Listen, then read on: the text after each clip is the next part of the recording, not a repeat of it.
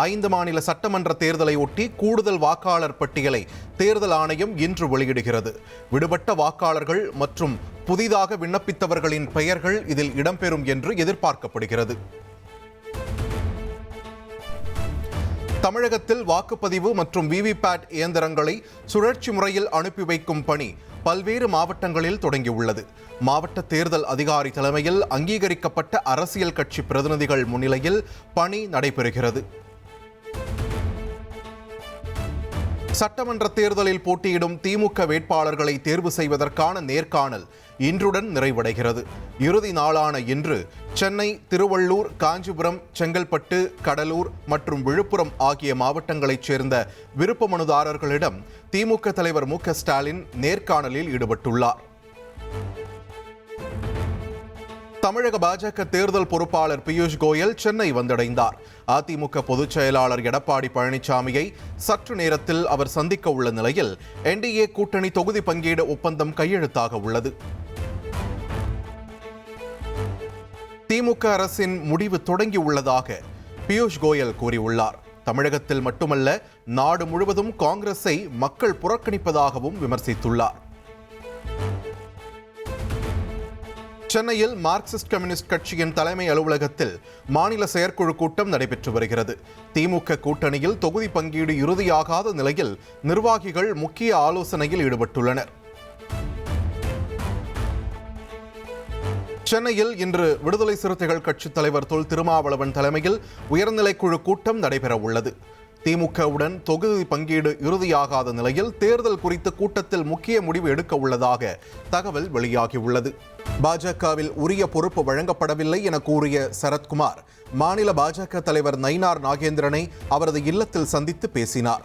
தனது ஆதங்கத்தை தெரிவித்து விட்டதாகவும் தீர்வு கிடைக்கும் என நம்புவதாகவும் சரத்குமார் தெரிவித்தார். சட்டமன்ற தேர்தலை ஒட்டி சசிகலாவின் அனைத்திந்திய புரட்சித் தலைவர் மக்கள் முன்னேற்ற கழகம் சார்பில் போட்டியிட விருப்ப மனு அளித்தவர்களுக்கான நேர்காணல் நாளை தொடங்குகிறது. நாளை மற்றும் நாளை மறுதினம் என 2 நாட்கள் நேர்காணல் நடைபெறும் நிலையில் தென் மற்றும் வட மாவட்டங்களைச் சேர்ந்த நிர்வாகிகளுக்கு அழைப்பு விடுக்கப்பட்டுள்ளது.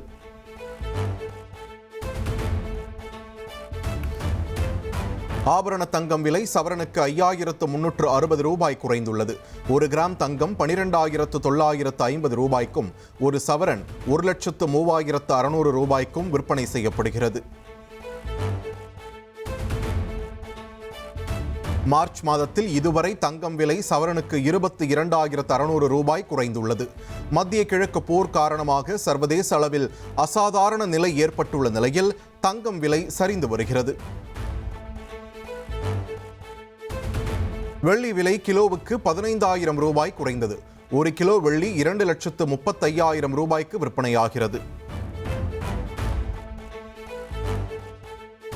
புதுச்சேரியில் தேர்தல் நாளான ஏப்ரல் 9 பொது விடுமுறை அறிவிக்கப்பட்டுள்ளது. தேர்தல் ஆணையத்தின் பரிந்துரை அடிப்படையில் புதுச்சேரி அரசு பொது விடுமுறை அறிவித்துள்ளது. அசாம், புதுவை, கேரளாவில் சட்டமன்ற தேர்தலுக்கான வேட்புமனு தாக்கல் இன்றுடன் நிறைவடைகிறது. நாளை முதல் வேட்புமனுக்கள் மீதான பரிசீலனை நடைபெறுகிறது. புதுச்சேரியில் திமுக காங்கிரஸ் கூட்டணியில் தொகுதி பங்கீடு உடன்பாட்டில் இழுபறி தொடர்கிறது. இரு கட்சியினரும் தங்கள் வேட்புமனுவை தாக்கல் செய்து உடன்பாட்டிற்கு பின் வாபஸ் பெற திட்டமிட்டுள்ளனர். புதுச்சேரி காங்கிரஸ் தலைவர் வைத்தியலிங்கம் இல்லத்தை முன்னாள் முதல்வர் நாராயணசாமி ஆதரவாளர்கள் முற்றுகையிட்டதால் பரபரப்பு ஏற்பட்டுள்ளது. நெல்லித்தோப்பு தொகுதியில் நாராயணசாமிக்கு வாய்ப்பு வழங்க மறுக்கப்படுவதாக குற்றம் சாட்டி ஆதரவாளர்கள் தர்ணாவில் ஈடுபட்டுள்ளனர்.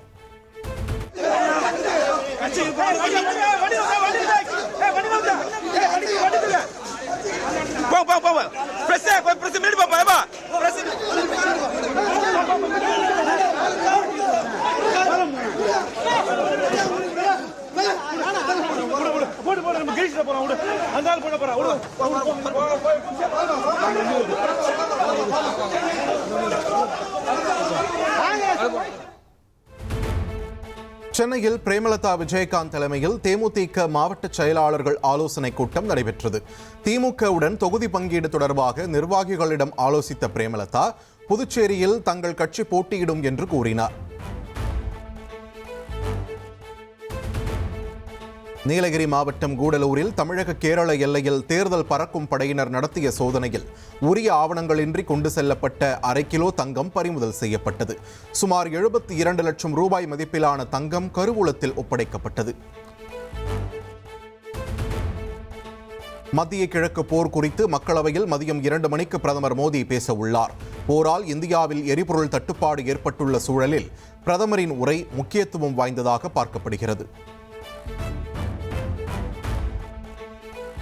லட்சக்கணக்கான தம்பிகளின் உயர்கல்விக்கு ஊன்றுகோலாக தமிழ் புதல்வன் திட்டம் இருப்பதாக முதலமைச்சர் மு.க.ஸ்டாலின் கூறியுள்ளார். எளிய குடும்பங்களின் அடுத்த தலைமுறைகள் செழிப்பதாகவும் அவர் பெருமிதம் தெரிவித்துள்ளார். நெல்லையில் பட்டியலின விவசாயி படுகொலை குறித்து பேசாதது ஏன்? திருமாவளவனுக்கு அதிமுக பொதுச் செயலாளர் எடப்பாடி பழனிசாமி கேள்வி எழுப்பியுள்ளார். ரஜினிகாந்த் குறித்து அவதூறு கருத்துக்களை பரப்ப வேண்டாம் என அவரது மனைவி லதா ரஜினிகாந்த் கேட்டுக் கொண்டுள்ளார். தவறான கருத்துகள் ரஜினி ரசிகர்கள் மட்டுமில்லாமல் அனைவரையும் பாதிக்கும் என்றும் தெரிவித்துள்ளார். தமிழகத்தையே உலுக்கிய சாத்தான்குளம் தந்தை மகன் கொலை வழக்கில் இன்று மாலை 4 மணிக்கு தீர்ப்பு வெளியாகிறது. வழக்கில் 9 போலீசார் கைது செய்யப்பட்ட நிலையில் மதுரை மாவட்ட நீதிமன்ற நீதிபதி முத்துக்குமரன் தீர்ப்பை வழங்குகிறார். தேர்தல் நடத்தை விதிகள் அமலில் இருப்பதால் துரந்தர் 2 படத்தை தமிழகத்தில் வெளியிட தடை விதிக்க சென்னை உயர்நீதிமன்றத்தில் அவசரமாக முறையீடு செய்யப்பட்டுள்ளது. மனுவாக தாக்கல் செய்ய தலைமை நீதிபதி அமர்வு அறிவுறுத்தியுள்ளது. சேலத்தில் கடந்த 20ஆம் தேதி நிகழ்ந்த அரசு பேருந்து விபத்தில் 8 பேர் பலியான சம்பவம். விபத்திற்குள்ளான அரசு பேருந்து ஓட்டுநரின் லைசன்ஸ் ரத்து செய்யப்பட்டு சஸ்பெண்ட் செய்யப்பட்டுள்ளார். திருப்பரங்குன்றம் சுப்பிரமணிய சுவாமி கோவிலில் பங்குனி உத்திர திருவிழா கொடியேற்றத்துடன் கோலாகலமாக தொடங்கியுள்ளது. கொடியேற்ற நிகழ்வில் திரளான பக்தர்கள் கலந்து கொண்டு அரோகரா கோஷத்துடன் சுவாமி தரிசனம் செய்தனர்.